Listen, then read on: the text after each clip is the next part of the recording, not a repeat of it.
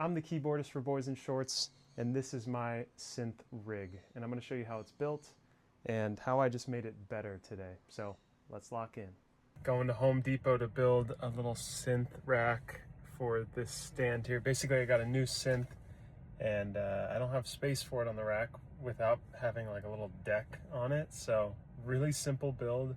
Gonna just get a deck, like a piece of wood that's 42 inches by 14 inches. It'll make it so it can hold the second synth and my mixer.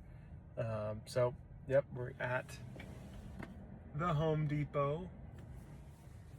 Gonna see if they can help me out.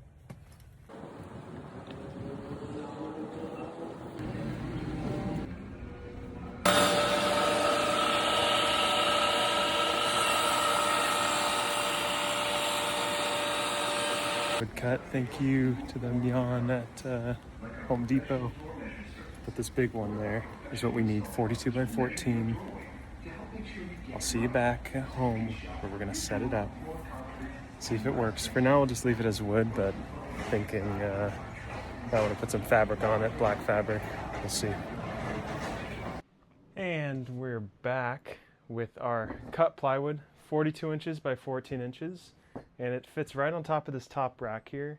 And the idea is that we have this Roland Juno DI as our main keyboard that has, you know, like a ton of sounds on it. But for our synthesizers, where we need to have manual control, there's not really presets that are easy to get to. We need those up here, and we need both of them right here so we can mess with the knobs, right? Okay, so the first thing, like I said, is the Roland Juno DI. This is, I've had for a long time. I think it was released in like 2012 or maybe 2009. I'd love to upgrade it, but it works. It's lightweight, it's great. It's got all the things it needs. And this is the main keyboard for piano, electric piano, some synth sounds, but as I'm growing the synth rack, don't need it as much for synths. But cool, so this is our main keyboard.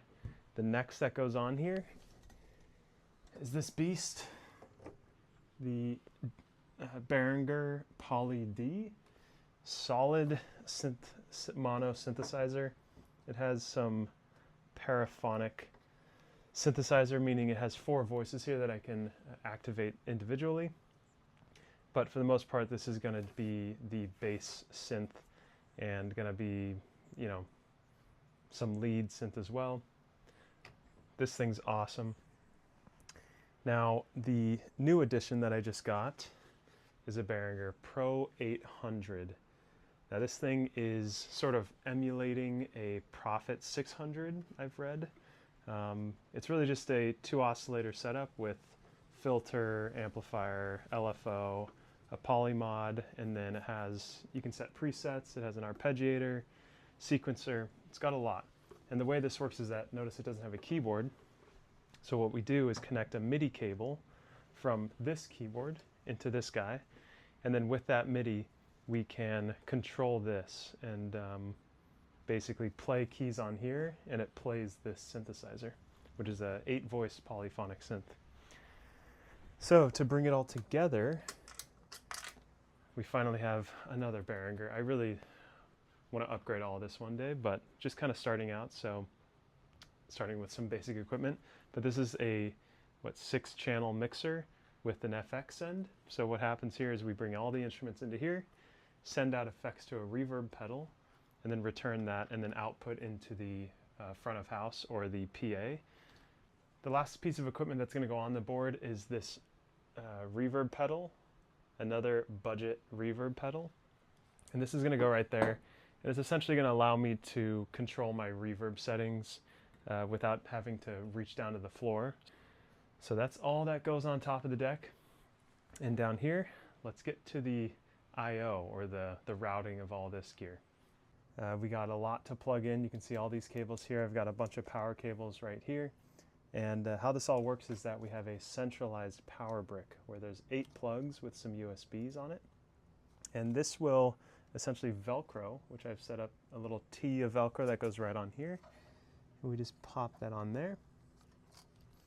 So it's nice and secure. This is a 10-foot cable out of that that will go into a power strip that I have over there, but that would just go into any plug at a venue.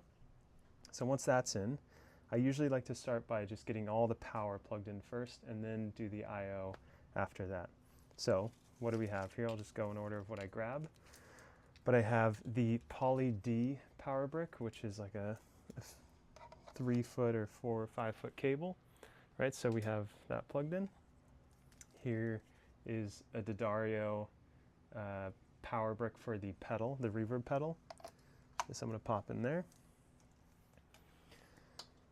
Next, I will plug in the mixer power. So this is, it's like a big brick here, but the mixer will go in next to the pedal power. Then we have the Juno DI here. This will go there. And then finally, I believe, is the power for the Pro 800. So that is another kind of long cable. So I have a bunch of cables here. I'm now going to plug all these in to the units.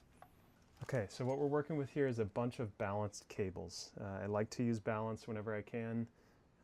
Into the pedal, it doesn't really matter, but out of all these synths, these are all balanced outputs. And basically the balanced output will reduce noise within these cables. And we're just going to take, if a unit is stereo, we'll take a stereo output. So we'll need 2 cables per keyboard that has stereo. And both the Poly D and the Juno DI have stereo outputs. So here's my Juno DI. So we have all of our cables coming out of our synths, and now we just need to plug them into the proper channels in our mixer. The Pro 800 is mono, so we're going to use that in channel 2 here. And then channels 3 and 4 and 5 and 6 on this mixer are stereo. So what I like to do is put the Juno DI into channels 5 and 6, and then the Poly D into 3 and 4. Okay, a couple other things we have to plug in here. First of all is the MIDI cable that will go from this keyboard here into this Pro 800. And so all we have to do there is take this MIDI cable and route it behind the back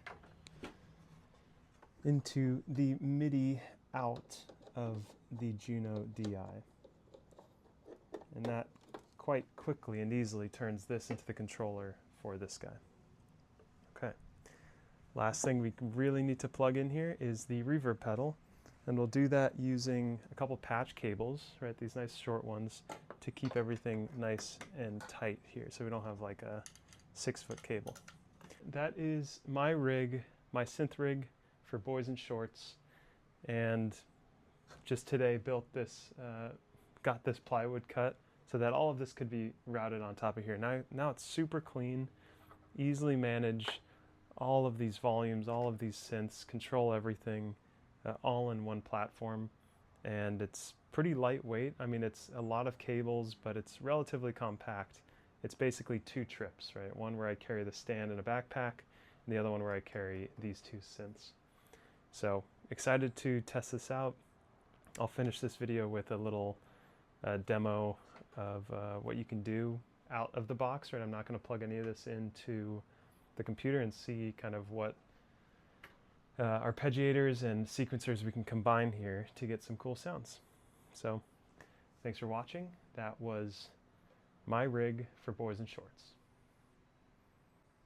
One last thing, this is my favorite part. When you connect everything before you turn anything on, you can kind of test if you did it right by just flipping on the switch of this bottom power strip, and we should see everything turn on. Look at that. Look at all those lights. That is sick. So, excited to test this out. Let's hear what it sounds like.